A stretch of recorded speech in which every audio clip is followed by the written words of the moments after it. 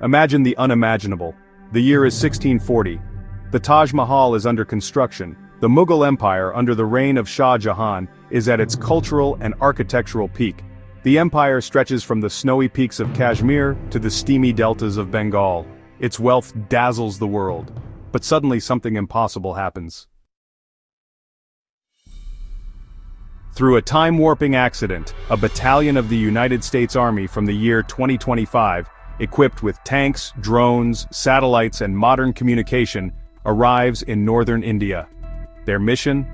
Unknown. Their presence? Earth-shattering.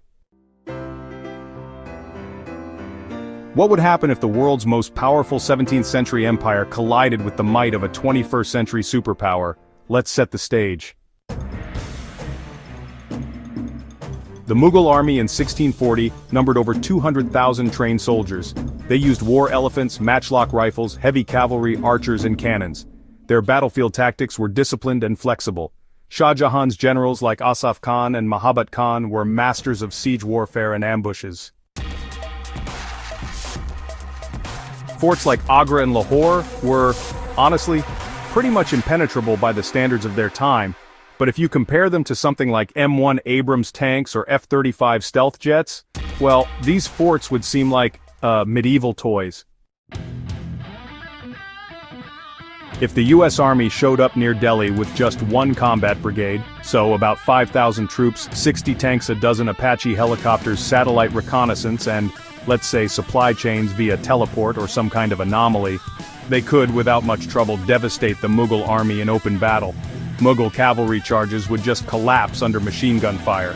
Fortresses could be flattened by precision-guided missiles, and even the mighty war elephants would probably flee at the roar of a Humvee.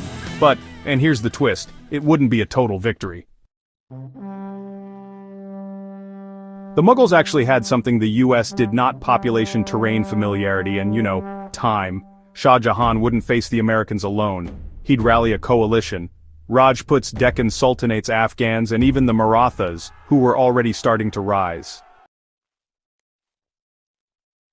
Imagine for a moment a united Indian resistance using guerrilla warfare in thick jungles and mountains. The Americans would win every direct battle, sure, but they would end up losing the war of attrition. And honestly, the cultural shock would be enormous. Mughal scholars and mystics would probably mistake drones for birds of the gods. Cannons that fired without smoke and soldiers that communicated without messengers, it would all seem like magic. In response, Mughal scientists might accelerate their understanding of physics and engineering just to try and keep up. Imagine, for example, a Mughal cannon re-engineered from pieces of a downed US tank. And what of Shah Jahan himself? The emperor who built the Taj Mahal wasn't just a lover of beauty, he was, well, a calculating ruler. He would seek to learn, to steal technology, to bribe soldiers, and to adapt. He might even go as far as to offer an alliance technology in exchange for territory. Would the Americans accept? Or would they find themselves not in a conquest but in a diplomatic nightmare? Shah Jahan could charm diplomats with Persian poetry while secretly surrounding them with 100,000 troops. In this alternate history, the Mughals don't go quietly. They adapt, they resist, they rewrite the future. The Americans, though advanced, would quickly learn the limitations of their power. Logistics would become a nightmare. Ammunition and fuel would dwindle. Their satellite links would degrade without proper uplinks. They would begin depending on captured Mughal supply chains, and that's when Shah Jahan would strike. He would send emissaries to European ports, seeking alliances with Portuguese or Dutch traders.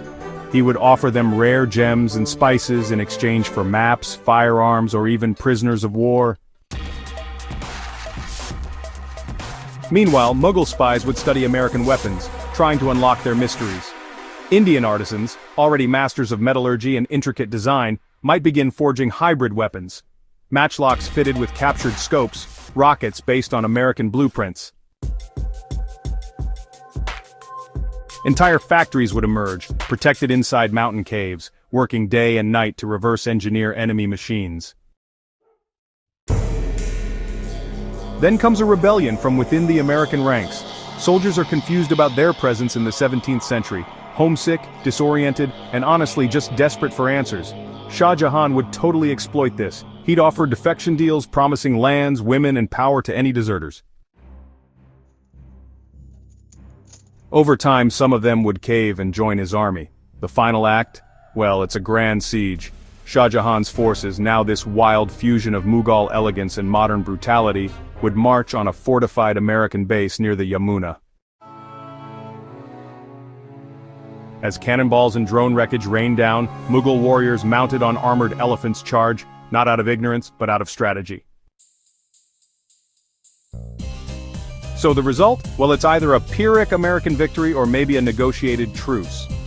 Out of all this chaos, a new hybrid empire emerges, the Neo-Mughal Confederacy.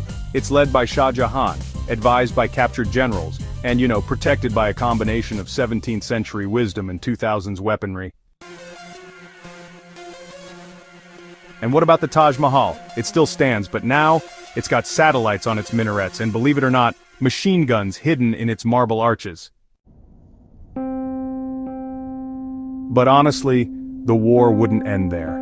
The sudden arrival of future forces would send ripples across the world. Rumors would make their way to the courts of the Ottoman Empire, the Safavids over in Persia, and even all the way to Ming China. Every ruler would demand spies be sent to Hindustan to understand this magical enemy, and Shah Jahan, always the strategist, would turn this to his advantage, offering tours of wrecked American tech to his new foreign guests, spinning tales of divine favor and imperial destiny. The Mughal Empire would become a global pilgrimage site, not for religion, but for reverse engineering. Secret labs would be built beneath Fatehpur Sikri. Astronomers would be trained to study satellites. Weapon guilds would form, blending Indo-Islamic design with cutting-edge steel and optics. A scientific renaissance would sweep across India. Meanwhile, the Americans would send out distress signals, but no rescue would come. Cut off from their time, their morale would crack. Some would form rogue units, creating fortified enclaves that operated like warlords. Others would try to blend into Mughal society, becoming mercenaries or scholars. The fabric of reality would tear further. And Shah Jahan? He would rule not as an emperor but as a legend. Paintings of him standing over a table filled with maps flanked by defected United States generals in armor would decorate palaces. His words would be immortalized. Empires are not built on time. They are carved from opportunity. The Mughal Empire would evolve into something the world had never seen, a techno-empire of domes, silicon, and gunpowder. The Red Fort would glow at night with neon inscriptions. Drones shaped like falcons would patrol the skies. Trade routes would expand across oceans, fueled by knowledge, not just spice. The spiritual landscape would shift too. Sufi mystics and Brahmin priests alike would reinterpret the American arrival as divine prophecy. Temples and mosques would be redesigned to reflect celestial themes. The sciences and the sacred would fuse, quantum physics taught alongside metaphysics. A new philosophy would emerge, one that believed time could be bent by those who understood both prayer and programming. By 1700, India would become the world's most powerful empire, not through colonization, but through absorption. The Mughal court would host delegations from Paris, Moscow, Cairo, and Kyoto. Each would come not to dictate, but to learn. The printing press would arrive decades early. So would steam engines, electricity, and perhaps even flight. Da Vinci's lost notes might be rediscovered, translated into Persian. 1,000 years later, historians might say the future was born not in Silicon Valley, but in Agra. Subscribe for more insane historical scenarios, what-ifs, and real battles that define the world. Because history isn't finished, it's waiting to be rewritten.